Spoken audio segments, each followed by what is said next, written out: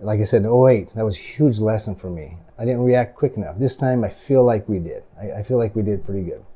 We transitioned, we pivoted, we got desperate. There was no safety net. We were talking about that. It's like, there's nothing that's going to bail us out. We have to find ways to get the business. There's a place in Southern Oregon filled with gorgeous natural beauty, friendly yet independent people, and a mild, comfortable climate. That place is called Grants Pass. These are the stories of the people that live and work in Josephine County. These are the movers and shakers that make this place the best. This is Grants Pass VIP. Lowell Gibson is the president of NiceBadge, a fifth-generation Southern Oregonian and missionary kid who was raised in Japan for 14 years. He's been the chair of BR&E, the VP of the Gospel Rescue Mission Foundation Board, and the treasurer of the So Ready Board. He loves Southern Oregon, his community, golfing, riding his Harley, fly fishing, and floating on the Rogue. He's extremely pro-business, and I'm happy to have him on the show today. Lowell Gibson, welcome to Grants Pass VIP. Thanks, Brian. Thanks for having me. Appreciate it. So, Lowell, who are you, and where would our audience know you from? I don't think I've been on the wanted posters in the post office lately, so that's good. I bought the business here in 2000. I was born here, then I raised in Japan, came back for a while, left to go to college. Finally came back in 2000, bought the business, and I've been here since. I think the community that it is, we all get to know each other in different circles. Within the business community, I've been involved with the chamber, with a lot of pro-business and economic development organizations. Of course, Rotary and a few other places like that. So why Grants Pass? Of all the places in the world, why move back here 20 years ago? The simple answer is I like Grants Pass. It's my hometown. It's a good place to raise a family. I was up in Salem area, and just the weather up there is a little bit gray. It may not necessarily rain, but down here it's either going to rain on you or the sun shines out, and I kind of like that. And like I said, it was a great place to raise my kids, and it's a small community, so you get to know a lot of people, and there's a lot of good in that. Tell me a little bit about why you bought this business. Yeah, I used to be in the restaurant business. I owned a restaurant and heating, cooling. I sold insurance for a while. This business was owned by my mom. She had bought it in '85, and by 2000 she had grown it to a business that was had about 13 employees, and she was wanting to retire. I was looking for something different to do at the time. She said, why don't you come take a look at it, see if it's something you'd like. So I did, and of course moving back to Grants Pass really appealed to me. So I bought the business, moved my family back down here, and my mom retired, and here it is, 20 years later, I'm still here. So you've been doing this for 20 years. Is this an industry or a position that you would recommend to others? Wow. So when I bought the business, it was much smaller, the company was, and we make name badges. It's a bulk of our business, but we do other things like promotional products and signage and sandblasting. There is definitely a lot of that being done around the country. With the internet, we were able to start selling nationally a little bit easier with our website and using SEO. To grow it, you have to have a lot of customers because what we're selling is smaller items. So we have over 40,000 business customers across the country. And it takes that many just to do the volume we do and keep 27 people employed. It's doable. I think the hardest part is to grow it. It's from nothing to, like my mom, she took it from nothing, one employee or part-time employee to 16 employees. That was probably the hardest part of the company, that initial growth phase. For me, it was taking it from that point and expanding it and finding ways to market on a national level. I always think it was a little easier. She says, that would have been hard for her to do, so it's probably just whatever our strengths are. But it's a good industry. It's a tiny little industry as far as the national landscape goes. But and there's a lot of mom and pa engravers across the country. Last I knew, there was over 5,000 within our industry organization. There's probably more than that. So it's just not too many make it to, I'm not saying we're large, but make it to even our size. And so it is a very small, little antiquated industry. Would you recommend it to others? It depends on what you want. If you want a job where you can work out of your house or garage and just you and maybe your significant other, and you can probably make a living at it. If you want to grow it into a larger company with employees, it takes a lot of marketing. I know that's your strength, but it takes a lot of marketing to sell engraved products on a national level. You can saturate your community, especially in a small community like ours, rather quickly, but you need more to grow. And so for us, we had to go national, and a little bit international, but mostly national.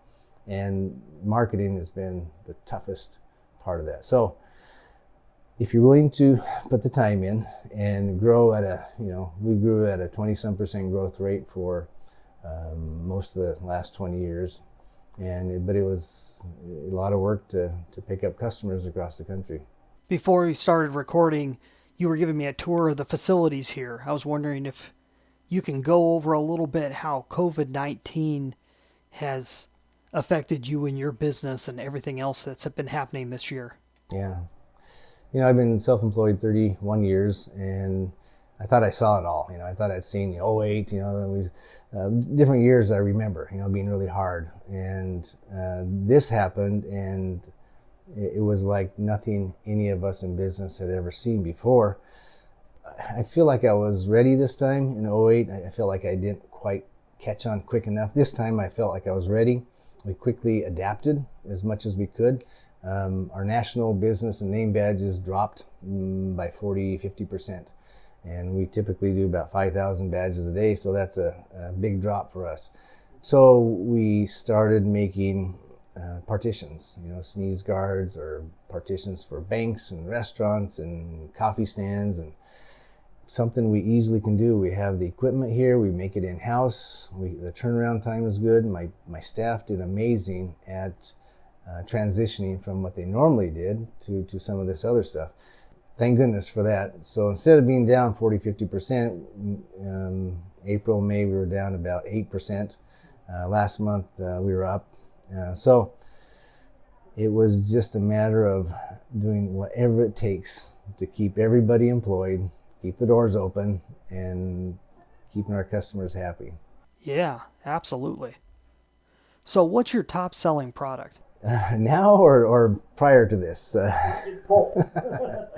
Name badges. 80% of what we sell has been name badges through February to March.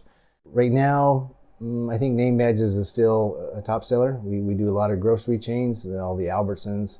I think they have 300,000 employees, 20 different logos, Safeway, Bonds, others. So we have a lot of bank chains, like a lot of customers. So name badges is still proportionally speaking, our biggest seller. But the last 3 months, the partitions, we've sold thousands of these partitions, and that's probably been about 30-some%, 36% of our business. So it's not our biggest seller, but man, it sure has helped us fill that gap on the name badges. We also do, awards, signage, sandblasting, a lot of promotional products, just different things, but the go-to has always been name badges. Okay, let's take a break from that conversation. I wanted to bring up a question for you. During these crazy times, do you feel like your business is indestructible? Most people don't. And if not, the real question is why? And what can you do to make it as indestructible as possible? Well, that's the basis of my new book, 9 Ways to Amazon-Proof Your Business. Let me talk about what we discuss in the first chapter, determine focus. So one of the main ways that you can Amazon-proof your business is by determining the focus of your business. And the real problem isn't that you're not doing enough. The real problem is that you may be doing too many things in too many places. So one of the things I suggest is decide whether your focus is going to be acquisition, ascension, or monetization. And I go into the details of what that means in this chapter. It's really the only 3 ways that you can grow your business. And if you just do that one step of determining focus, you can have a huge change in your entire business. But I also have 8 other ways to Amazon proof your business. Basically, the idea of making it competition proof to even someone as big as Amazon.com. So if you'd like to get your hands on a free copy of my book, go to AmazonProofBook.com. Sign up and you will get a free copy and get the chance to purchase a physical copy of it for a special price. In addition to that, if you happen to be in the Josephine County area or nearby and you're looking to have a speaker come and discuss these type of issues with your organization, club, or group of friends, then I have a limited calendar that I may be able to fit you into. Go check out brianjpombo.com/speaking and fill out the application. We'll be sure and get back to you on that. And now let's get back to our show. What are you most excited about in, say, the next 6 months or so? Like all the other businesses out there and probably the community, we'd like to know what's going to happen. What is normal or the new normal or whatever you want to call it? What does that look like? From a business standpoint, we look at our numbers. I look at my numbers daily, weekly, monthly, quarterly. You're comparing it with last year. You're comparing it with your peers. And that's how you project. That's how you determine what your needs are, where your spending is. And then this happened, and everything went out the window. There's no norm, at least there hasn't been, or the new norm. I like numbers and charts. It makes it really difficult. There's an asterisk on everything for the past 4 months. I would love to see some resemblance of, I don't even need consistency. I just would like to have the ability to project. Tell me what's going to happen. Are we going to open? Are we not going to open?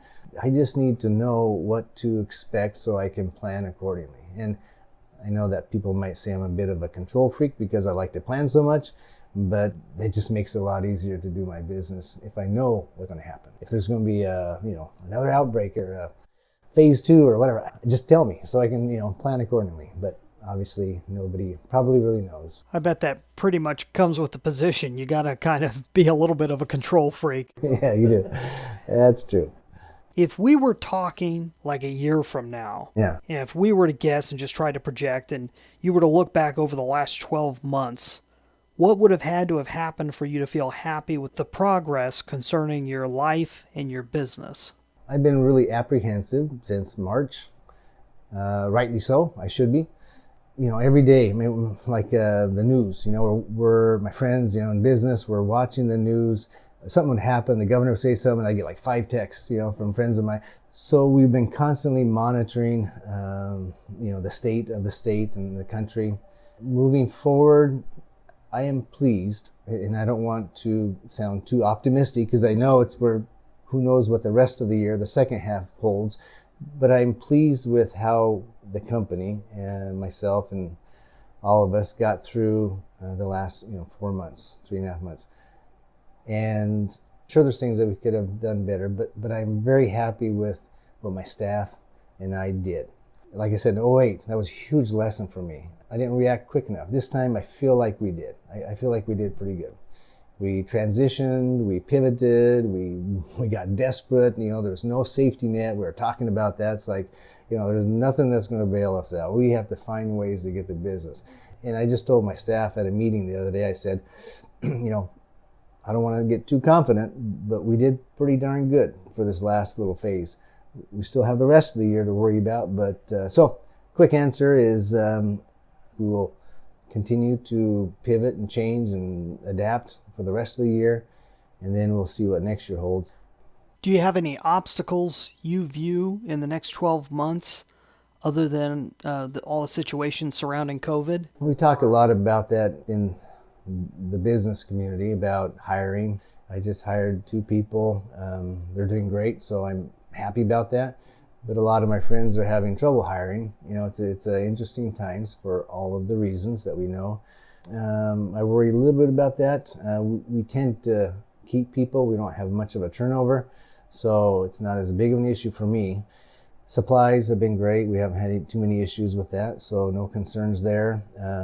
Most businesses, we all worry about access to funds, if we have to build, or I'm not too worried about that. We're in a pretty good position with our building and all, equipment.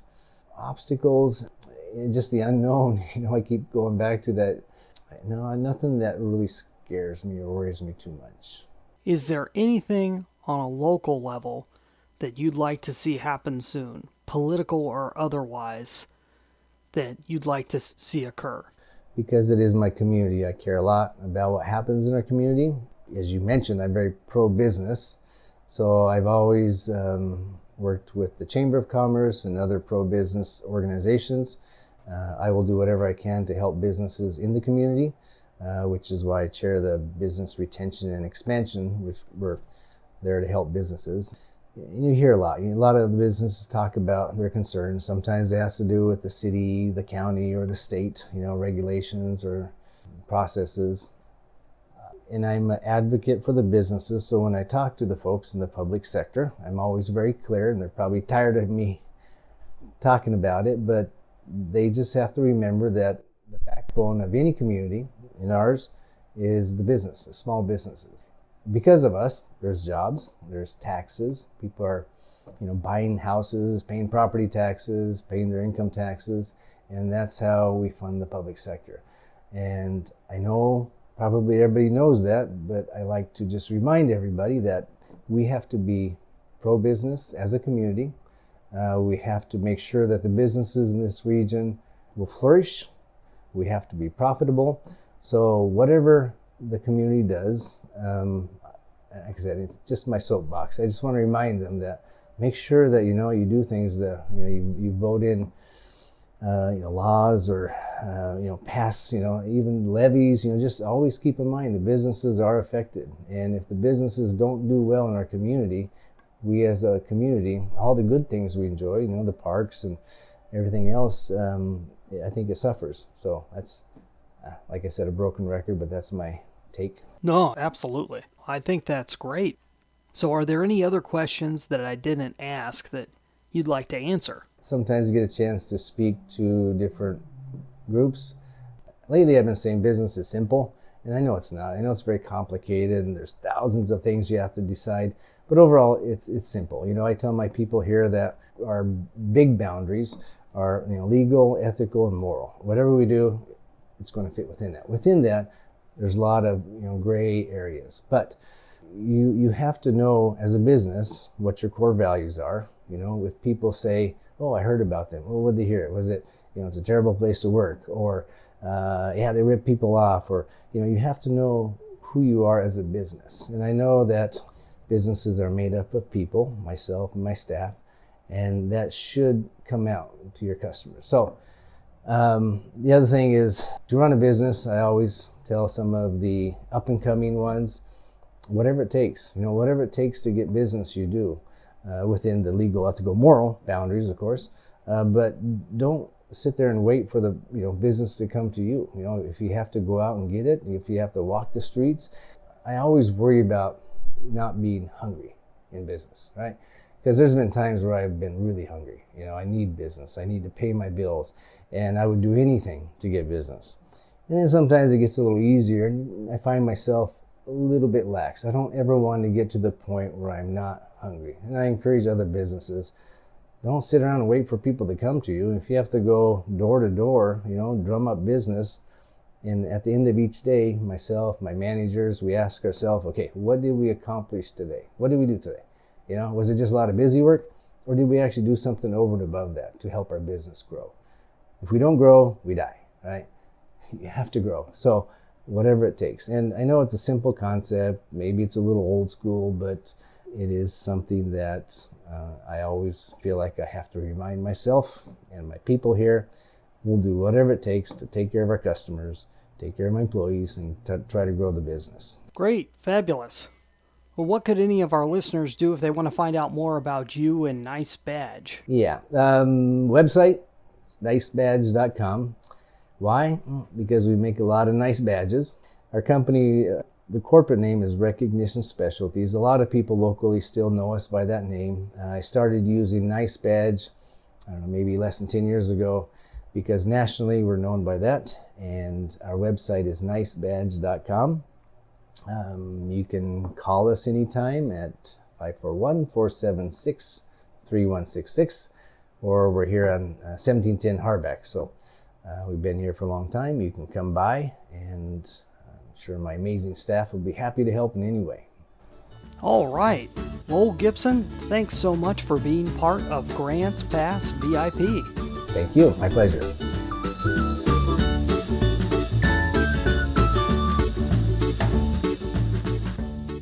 Lowell Gibson, what a great time I had hanging out with him and getting to meet his staff. So when I first showed up there at NiceBadge, I'd never met Lowell, but I happened to know Nancy, who was behind the front desk, and she was very warm and helpful.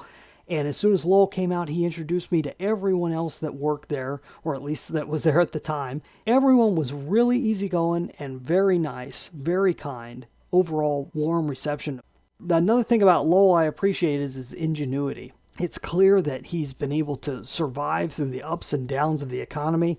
Here we are in 2020, and he's been able to get through the COVID-19 situation by actually providing these guards and other things that can help people when it comes to the disease. And it's something that's in demand, and he rose to the occasion to provide something that the market wanted, which was really neat. Another thing about Lowell that was very clear is he's very passionate about doing his job, and the fact that he knows what he's good at and what he isn't good at, and he hires out what he isn't good at. That's just very commendable that he has that type of passion. And oftentimes when people get to the top and they're doing really well, they kind of put on the brakes and kind of relax. It's neat to see that Lowell still has his head in the game, and he keeps in contact with other people in the community and has been a resource to a lot of people. And the coolest thing is he's been able to connect me with a lot of people that I don't know in the community.